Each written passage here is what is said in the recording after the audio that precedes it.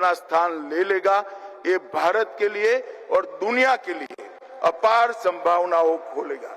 इसके साथ साथ $5 बिलियन से ग्रेट निकोबार प्रोजेक्ट्स हम जो बना रहे हैं वो भारत के मैरीटाइम वैश्विक व्यापार को अनेक गुना बढ़ाने के लिए हम आगे बढ़ेंगे। $200 मिलियन के निवेश से कोचिन शिपयार्ड में भारत की सबसे बड़ी ड्राई डॉक का निर्माण हम करने के लिए आगे बढ़े हैं और गुजरात में मैरीटाइम हेरिटेज कॉम्प्लेक्स का विकास भी हम कर रहे हैं। इसके लिए जरूरी अंतर्राष्ट्रीय कानूनों के साथ तालमेल बिठाने के लिए कानूनी रिफॉर्म करने का काम भी हमने कर लिया है। 2025 में भारतीय बंदरगाह विधेयक 117 साल पुराना कानून हमारी संसद ने फिर से आज के परिप्रेक्ष्य में ग्लोबल दृष्टिकोण के साथ पारित किया है। अंतर्देशीय पोर्ट अधिनियम 2021 एक केंद्रीय कानून द्वारा अंतर्देशीय जलमार्ग को विनियमित और मानकीकृत करने का इससे हमने काम किया है।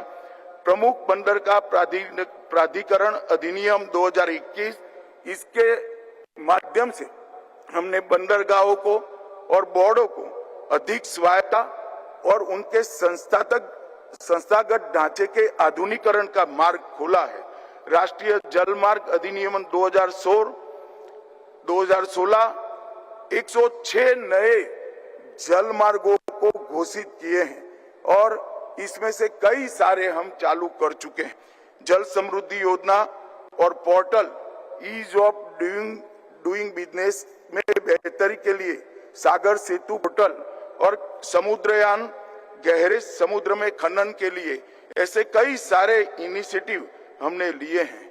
हमने सुरक्षा को भी सुनिश्चित किया है, कोस्टल सिक्योरिटी को भी सुनिश्चित किया है और मछुआरों की सुरक्षा के लिए भी ब्लू इकोनॉमी के डेवलपमेंट के लिए सुनिश्चित करने का काम भारत सरकार ने किया है।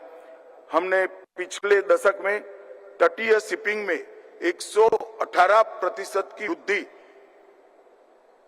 दर्ज की है।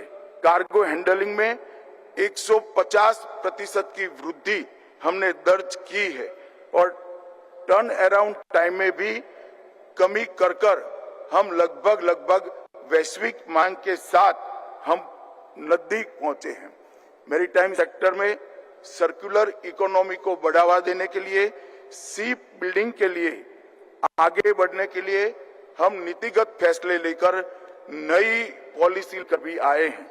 भारत का लक्ष्य है एक ऐसा ग्रीन मैरीटाइम फ्यूचर विकसित करना जो विकास को गति दे लेकिन प्रकृति के साथ भी संतुलन बनाए रखे।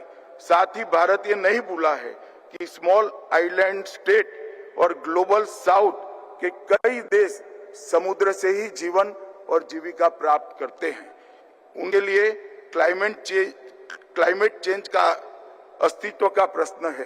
भारत इसका ध्यान रखते हुए भारत और विश्व मिलकर एक ऐसा महासागर बने जो ग्रीन भी हो, समृद्धि हो और साझा भी हो, सबका हो। इस विजन के साथ हम आगे बढ़ रहे हैं। मैं आशा करता हूं ये समिट के अंदर जो चर्चाएं होगी वो अमृत बनकर निकलेगी। बढ़ते